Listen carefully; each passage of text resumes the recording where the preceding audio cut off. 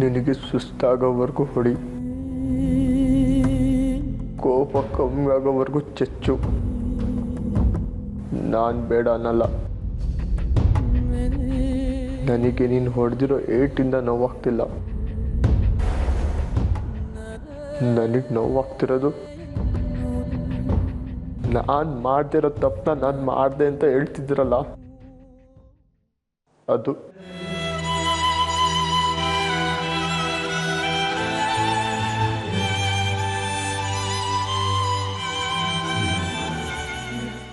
ದೇಹಕ್ಕಾಗಿರೋ ನೋವನ್ನ ತಡ್ಕೊಬೋದು ಕಣೋ, ಆದರೆ ಮನಸ್ಸಿಗಾಗಿರೋ ನೋವನ್ನ ತಡ್ಕೊಳಕ್ಕಾಗಲ್ಲ ಕಣೋ ಆರ್ಯ. ನಾನು ನಿಜ ಹೇಳ್ತಾ ಇದ್ದೀನೋ, ಸತ್ಯವಾಗ್ಲೂ ಸಾಕ್ಷಿಗೆ ನಾನು ಆಕ್ಸಿಡೆಂಟ್ ಮಾಡಿಲ್ಲ ಕಣೋ.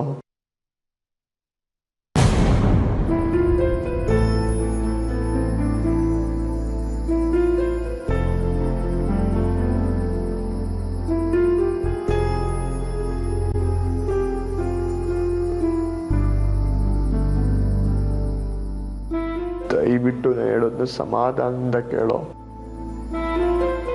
ಸಾಕ್ಷಿ ನಿನಗೆ ಹೇಗೆ ಅಕ್ಕನೋ ನನಗೂ ತಂಗಿ ಕಣೋ. ನಿನಗೆ ಹೇಗೆ ಅವಳ ಮೇಲೆ ಪ್ರೀತಿ ಇದೆಯೋ ಅಷ್ಟೇ ಪ್ರೀತಿ ನನಗೂ ಇದೆ ಕಣೋ. ಅದು ನಿನಗೂ ಗೊತ್ತು ತಾನೆ.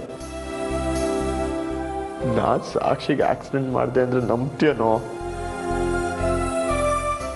ಮಾಡ್ತಿರೋ ತಪ್ಪನ್ನ ಮಾಡಿದೆ ಅಂತ ಹೇಗೋ ಒಪ್ಕೊಂಡ್ಲಿ ನಾನು. ನನಗೆ ಸ್ವಲ್ಪ ಟೈಮ್ ಕೊಡು ಆರ್ಯ. ಸಾಕ್ಷಿನ ಈ ಪರಿಸ್ಥಿತಿಗೆ ಯಾರು ತಂದ್ರೋ, ಆ ಆಪಾದನೆ ನನ್ನ ಮೇಲೆ ಯಾರು ಹಾಕಿದ್ರೋ ಅವ್ರನ್ನ ಹುಡುಕಿ ನಿನ್ನ ಮುಂದೆ ನಿಲ್ಲಿಸ್ತೀನಿ. ನಾನು ಇಷ್ಟೆಲ್ಲ ಬೇಡ್ಕೊಂಡ್ರು ಇನ್ನ ಕಲ್ಲಿನ ಥರ ನಿಂತಿದ್ಯಲ್ಲೋ. ನನ್ನ ಮಾತಿನ ಮೇಲೆ ನಿಂಗೆ ನಂಬಿಕೆ ಬಂದಿಲ್ಲ ಅಲ್ವಾ? ಸರಿಯಾಗಿದ್ರೆ ಎನ್ಕೌಂಟರ್ ಹೆಸರಿನಲ್ಲಿ ನನ್ನ ಶೂಟ್ ಮಾಡಿ ಬಿಸಾಕ್ಬಿಡು. ಶೂಟ್ ಮಾಡೋ, ಸಾಯಿಸೋ, ನನ್ನ ಸಾಯಿಸೋ. ನನ್ಗನ್ ತಗೊಂಡು ನನಗೆ ಶೂಟ್ ಮಾಡಿ ಎಸ್ಕೇಪ್ ಆಗೋ ಟ್ರೈ ಮಾಡ್ತಿದ್ಯಾ? ನನ್ನ ಮಾತ ನೀವು ಯಾರು ನಂಬಿಲ್ಲ. ನಾನು ಬದುಕಿದ್ದು ಏನೋ ಪ್ರಯೋಜನ? ಸಾಯಿಸೋ.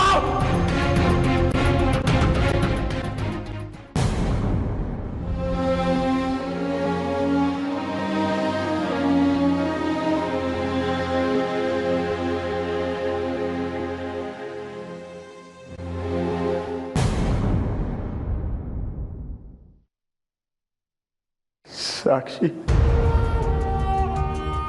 ಇವಾಗ ನೀನೇ ನನಗೆ ಆಸ್ತಿ ಕಣಮ್ಮ.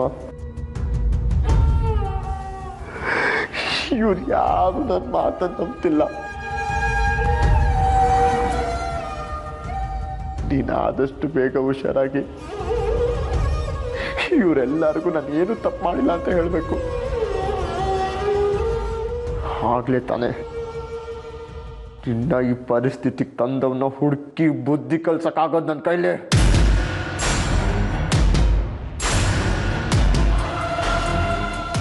ದೇವ್ರೆ, ನನ್ನ ತಂಗಿಗೆ ಯಾವ ಅಪಾಯನೂ ಆಗದಿರೋ ಥರ ನೋಡ್ಕೊಳಪ್ಪ. ಅವಳನ್ನ ಆದಷ್ಟು ಬೇಗ ಗುಣ ಮಾಡಪ್ಪ, ಗುಣ ಮಾಡಪ್ಪ.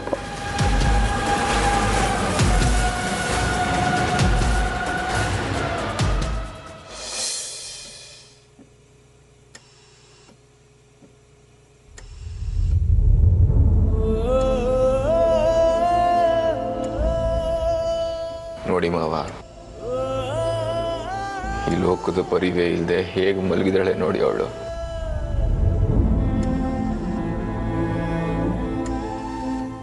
ನಮ್ಗೆ ಹುಟ್ಟೋ ಮಗು ಬಗ್ಗೆ ತುಂಬಾ ಕನಸುಗಳನ್ನ ಕಟ್ಕೊಂಡಿದ್ವಿ ನಾವು. ಆದ್ರೆ ಆದಿತ್ಯ ತನ್ನ ತಂಗಿ ಮಗು ಕಣ್ಣು ಬಿಟ್ಟು ಈ ಜಗತ್ತನ್ನ ನೋಡೋದಕ್ಕೂ ಮುಂಚೆನೆ ಕಣ್ಮುಚ್ಚೋ ಹಾಗೆ ಮಾಡ್ಬಿಟ್ಟಲ್ಲ ಮಾವ.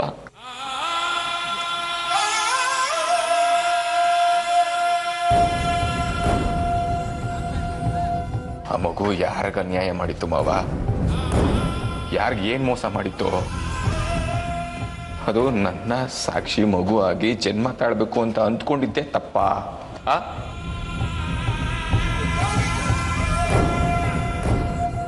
ಇದು ತಪ್ಪು ಒಪ್ಪಿನ ಪ್ರಶ್ನೆ ಅಲ್ಲ ರಂಜಿತ್. ಆದಿತ್ಯನ ಕೋಪದಿಂದ ಏನು ತಿಳಿದೇ ಇರುವ ಕಂದಮ್ಮ ಬಲಿಯಾಯಿತು. ಇದರಲ್ಲಿ ನಿಮ್ದೇನೂ ತಪ್ಪಿಲ್ಲ ರಂಜಿತ್. ಇಷ್ಟಕ್ಕೆಲ್ಲ ಕಾರಣ ಆ ಆದಿತ್ಯನ ಮುಂಗೋಪ, ಅವನಿಗೆ ಆರತಿಯವರು ಕೊಟ್ಟಿರೋ ಸಲಿಗೆ.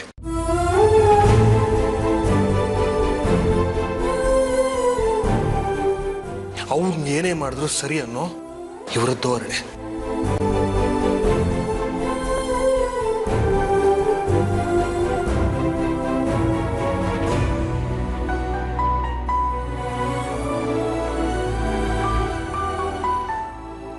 ತನ್ನ ಹೊಟ್ಟೆಲಿ ಇದು ಮಗು ಸತ್ತು ಹೋಗಿದೆ ಅಂತ ಅವಳಿಗೆ ಗೊತ್ತಾದ್ರೆ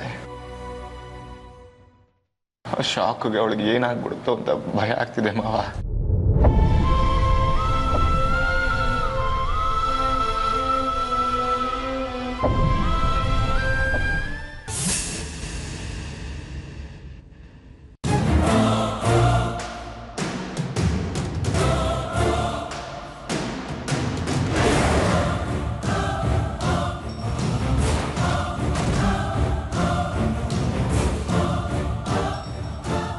ಏನು ಅದಿ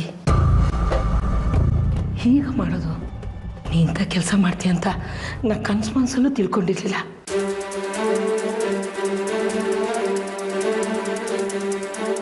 ಅಲ್ಲೋ ಆದಿ, ತಂಗಿ ಅನ್ನೋ ಸೆಂಟಿಮೆಂಟನ್ನು ಮರೆತು ಇಂಥ ಕೆಲಸ ಮಾಡಿದೀಯಲ್ಲ.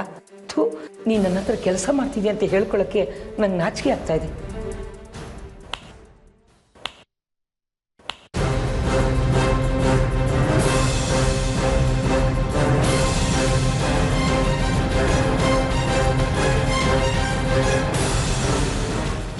ಏನ್ರಿ ಸ್ವಲ್ಪನೂ ಮ್ಯಾನರ್ಸ್ ಇಲ್ವಾ ನಿಮಗೆ?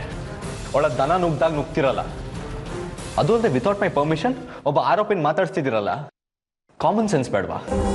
ಅದು ಆದಿತ್ಯ ತನ್ನ ತಂಗಿಗೆ ಇಂಥ ಕೆಲಸ ಮಾಡಿಬಿಟ್ನಲ್ಲ ಅನ್ನೋ ಕೋಪಕ್ಕೆ ಹಾಗೆ ಎಳೆದೆ ಬಂದ್ಬಿಟ್ಟೆ. ದಯವಿಟ್ಟು ನನ್ನ ಕ್ಷಮಿಸ್ಬಿಡಿ ಸರ್. ಇದರಲ್ಲಿ ನಿಮ್ಮ ಪ್ಲಾನಿಂಗ್ ಏನಾದರೂ ಇದೆಯಾ ಹೇಗೆ? ಅಯ್ಯಯ್ಯೋ, ಇದೇನು ಸರ್, ಮದುವೆ ಆಗೋ ಗುಂಡ ಅಂದರೆ ನೀನೇ ನನ್ನ ಹೆಂಡತಿ ಆಗೋ ಅನ್ನೋ ಹಾಗೆ ನನ್ನ ತಲೆ ಮೇಲೆ ಅಪರಾಧ ಹೊರಿಸ್ತಾ ಇದ್ದೀರಲ್ಲ. ಅವನು ನನ್ನ ಹತ್ರ ಕೆಲಸ ಮಾಡ್ತಿದ್ನಲ್ಲ ಅಂತ ಮಾತಾಡ್ಸ್ಕೊಂಡು ಹೋಗೋಣ ಅಂತ ಬಂದೆ. ನನ್ನ ತಲೆ ಮೇಲೆ ಗೂಬೆ ಕೂರಿಸ್ಬೇಡಿ. ನೀವೇನು ದೊಡ್ಡ ಸಾಚ ಅಲ್ಲ, ಈ ಹಿಂದೆ ಕ್ರಿಮಿನಲ್ ರೆಕಾರ್ಡ್ಸ್ ಇರೋರು. ಅದು ಆ ಕಾಲದಲ್ಲಿ. ಈಗ ನಾನು ಚೇಂಜ್ ಆಗಿದ್ದೀನಿ. ಬಡ್ಡಿ ವ್ಯವಹಾರ ಮಾಡಿಕೊಂಡು ನೆಮ್ಮದಿಯಾಗಿ ದಿನ ಸಾಯಂಕಾಲ ಮನೇಲಿ ಜೈರಾಮ್ ಶ್ರೀರಾಮ್ ಜೈರಾಮ್ ಶ್ರೀರಾಮ್ ಅಂತ ಭಜನೆ ಮಾಡ್ಕೊಂಡಿದ್ದೀನಿ. ಈ ಪುರಾಣ ಬೇಕಾಗಿಲ್ಲ. ಎಷ್ಟು ತಿಂಗಳಿನ ನಿಮ್ಮ ಹತ್ರ ಕೆಲಸಕ್ಕಿದ್ದ ನೀವು? ಒಂದು 2-3 ತಿಂಗಳಾಗಿರ್ಬೋದು ಅಷ್ಟೇ. ಇದುವರೆಗೂ ಈ ಥರ ಕಂಪ್ಲೇಂಟು ಒಂದು ತಂದಿರಲಿಲ್ಲ ಅವನು. ಇದೇ ಫಸ್ಟು ಇಂಥ ಕಂಪ್ಲೇಂಟ್ ತಂದಿರೋದು. ಮುಚ್ಚ್ರಿ ಬಾಯಿ. ಅವತ್ತು ಚೆಕ್ ಪೋಸ್ಟಲ್ಲಿ ಆಟೋ ಚೆಕ್ ಮಾಡ್ಬೇಕು ನಿಲ್ಸು ಅಂದ್ರೆ ನಿಲ್ಸ್ದೆ ಹಾಗೆ ಬಂದ. ಆ ವಿಷಯದಲ್ಲಿ ಅವ್ನು ತಪ್ಪು ಮಾಡಿದಾನಂತ ನಿಮಗೂ ಗೊತ್ತು. ಆದರೆ ನೀವು ಅವನ್ನ ಬಚಾವ್ ಮಾಡಿಸಿದ್ರಿ. ಯಾಕೆ? ಅದು ಮರ್ತೋಯ್ತಾ? ನೆನಪಿದೆ ಸರ್. ಅದು ಆದಿತ್ಯ ಅವಾಗ ತಾನೇ ಹೊಸ್ದಾಗಿ ಕೆಲ್ಸಕ್ಕೆ ಸೇರ್ಕೊಂಡಿದ್ನಲ್ಲ. ಏನೋ MLA ಸುರೇಶ್ ಸಾಹೇಬ್ರ ಮಗ ಅಂತ ತಿಳಿದು ಸಪೋರ್ಟ್ ಮಾಡಿ ಇವನ್ನ ಬಚಾವ್ ಮಾಡಿದ್ದೆ. ಆದರೆ ಇವನು ತನ್ನ ತಂಗಿ ಜೀವಕ್ಕೆ ಆಪತ್ತರೋ ಕೆಲಸ ಮಾಡ್ತಾನೆ ಅಂತ ನನಗೆ ಗೊತ್ತಿರಲಿಲ್ಲ. ಇವನು ಹೀಗೆ ಮಾಡ್ತಾನೆ ಅಂತ ಮೊದಲೇ ನನಗೆ ಗೊತ್ತಿದ್ದಿದ್ರೆ ಇವನ್ನ ನಾನು ನಿಮ್ಮ ಮೊದಲೇ ಹಿಡ್ಕೊಂಡ್ಬಿಡ್ತಿದ್ದೆ. ಏನೋ ಮನೇಲಿ ಸಣ್ಣ ಪುಟ್ಟ ಜಗಳ ಅಂತ ನಾನು ತಿಳ್ಕೊಂಡಿದ್ರೆ ಪಾಪ ಈ ಬದ್ಮಾಶು ತನ್ನ ತಂಗಿ ಜೀವ ಹೋಗೋ ಹಾಗೆ ಆಟೋನ ಗುದ್ದಿದ್ದಾನೆ. ಇವನು ಈ ರೀತಿ ಮಾಡ್ತಾನೆ ಅಂತ ನಾನು ಅಂದ್ಕೊಂಡೇ ಇರಲಿಲ್ಲ. ಅಕ್ಕ ಪ್ಲೀಸ್ ಆಗಲ್ಲ, ಮಾತಾಡ್ಬಿಡಿ ಅಕ್ಕ. ನಾನು ನನ್ನ ತಂಗಿಗೆ ಆಟೋಲ್ ಗುದ್ದಿಲ್ಲ ಅಕ್ಕ. ಯಾರೋ ಈ ಥರ ಕೆಲಸ ಮಾಡಿ ನನ್ನ ಮೇಲೆ ಹಾಕಿದ್ದಾರೆ. ಅವತ್ತು ನೀವು ಅಮೌಂಟ್ ತಗೊಂಬ ಅಂತ ಕಳ್ಸಿದ್ರಲ್ಲ, ನಾನು ಗಾಡಿ ಪಾರ್ಕ್ ಮಾಡಿ ಅಮೌಂಟ್ ತರಕ್ಕೆ ಹೋಗಿದ್ದೆ. ಆ ಗ್ಯಾಪಲ್ಲಿ ಯಾರೋ ನಾನು ಆಟೋ ತಗೊಂಡು ಹೋಗಿ ಫ್ಯಾಕ್ಟ್ರಿಗೆ ಆಕ್ಸಿಡೆಂಟ್ ಮಾಡಿ ಬಂದಿದ್ದಾರೆ. ಇವಾಗ ನನ್ನ ತಲೆಗೆ ಹಾಕಿದಾರಕ್ಕ. ಏಯ್, ಅದು ಹೇಗೋ ಸಾಧ್ಯ? ಅಕ್ಕ ಅದು ಯಾರು ತಗೊಂಡೋದು ಅಂತ ನನಗೂ ಗೊತ್ತಿಲ್ಲ. ನಾನು ಯಾವ ತಪ್ಪು ಮಾಡಿಲ್ಲ ಅಕ್ಕ. ಪ್ಲೀಸ್ ನನಗೆ ಬೇಳ್ಕೊಡ್ಸಿ. ನಾ ಹೊರಗೆ ಬಂದು ಅದು ಯಾರು ಮಾಡಿದ್ದು ಅಂತ ಕಣ್ಣಿಡಿದು ಅವನ ಹುಟ್ಲಿಲ್ಲ ಅನ್ಸ್ಬಿಡ್ತೀನಿ. ಮಾಡೋದೆಲ್ಲ ಮಾಡಿ ನೀನೇನೋ ಕಂಡಿಡಿಯೋದು? ನಿನ್ನ ಕೈಲೇ ಕೀ ಇಟ್ಕೊಂಡು ಬೇರೆಯವ್ರು ಹೇಗೋ ನಿನ್ನ ಕೀ ತಗೊಂಡೋಗೋಕೆ ಸಾಧ್ಯ? ಅಕ್ಕ ಅದೇ ನನಗೂ ಗೊತ್ತಾಗ್ತಿಲ್ಲ ಅಕ್ಕ. ತಂಗಿಗೆ ಆಕ್ಸಿಡೆಂಟ್ ಮಾಡೋಷ್ಟು ದುಷ್ಟ ನಾನಲ್ಲ. ಪ್ಲೀಸ್ ಆದಷ್ಟು ಬೇಗ ಬೇಲ್ ಕೊಡ್ಸಿ. ಬೇಲ ನಾನು ನಿನಗೆ ಕೊಡ್ಸೋದು ಚಾನ್ಸೇ ಇಲ್ಲ. ನೋಡು, ಹೇಳಿ ಕೇಳಿ ನಾನು ಬಿಸ್ನೆಸ್ ಮಾಡೋಳು. ನಿನ್ನಂತವ್ನು ಬೇಲ್ ಕೊಡಿಸಿ ನೀವು ಹೊರಗಡೆ ಬಂದು ತಿರ್ಗಾ ನೀ ಇಂಥ ಕೆಲಸ ಮಾಡಿದಾಗ ನನ್ನ ತಲೆ ಮೇಲೆ ಹೊತ್ಕೊಳ್ಳ ಬೇಡಪ್ಪ ಬೇಡ ನಿನ್ನ ಸವಾಸನೇ ಬೇಡ ನಿನ್ನ ಮುಖನೂ ನನಗೆ ತೋರಿಸ್ಬೇಡ. ನೋಡಿ ಸಾಹೇಬ್ರೆ, ಆದಿತ್ಯಗೂ ನನಗೂ ಯಾವ ಸಂಬಂಧನೇ ಇಲ್ಲ. ನೀವು ಹೊರಡಕ್ಕೆ ಪರ್ಮಿಷನ್ ಕೊಟ್ಟರೆ ನಾನು ಹೊರಡ್ತೀನಿ. ಸಂಬಂಧ ಇಲ್ಲ ಅಂತ ಒಳ್ಳೊಳಗೆ ಸಂಬಂಧ ಬೆಳೆಸ್ಕೊಳಕ್ ನೋಡಿದ್ರೆ ನಡೆಯೋದೇ ಬೇರೆ. ಎಚ್ಚರಿಕೆ ಕೊಟ್ಟಿದ್ದೀನಿ, ಎಚ್ಚರ ತಪ್ಪಿದ್ರೆ ಚಟ್ಟ ಹತ್ತಿಸ್ತೀನಿ.